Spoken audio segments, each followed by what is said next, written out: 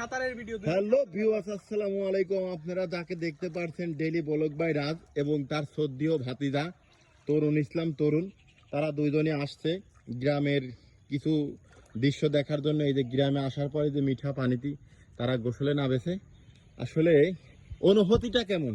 সেই এক কথায় অসাধারণ, সেই অ্যাকচুয়ালি এতদিন হচ্ছে শহরে থাকছি, এরকম এই ফিলটা নিতে পারি না, ভিলেজ বা গ্রামের যে ভিউটা বা এটার যে ফিল, এটা উপভোগ করতে পারি না। আজকে গ্রামে আসছি, আসার পর অনেক ভালো লাগতেছে। আসলে গ্রাম তো গ্রামের কোনো তুলনা হয় না। তো বন্ধুরা অনেক ভালো লাগতেছে। তরুণ কেমন লাগতেছে এখানে? আমারও অনেক ভালো লাগতেছে এবং অনেকদিন পর এরকম খোলামেলা পরিবেশ আর কি, মানে ডুবিয়ে গোসল করার একটা মজাই আলাদা। যারা জানেন তারা আর কি বুঝবেন।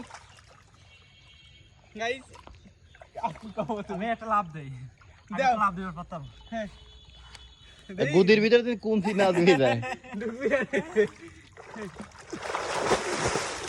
গাইস একটা হয় নাই, কাকু তুমি যাও, তুমি যাও, তুমি এদিকে যাও, তুমি দৌড়ি দাও, তুমি দৌড়ি দাও। মানে তরুণ দিবি? হ্যাঁ, তোমরা কে দিবে তো? না গেঞ্জি ছাড়াই।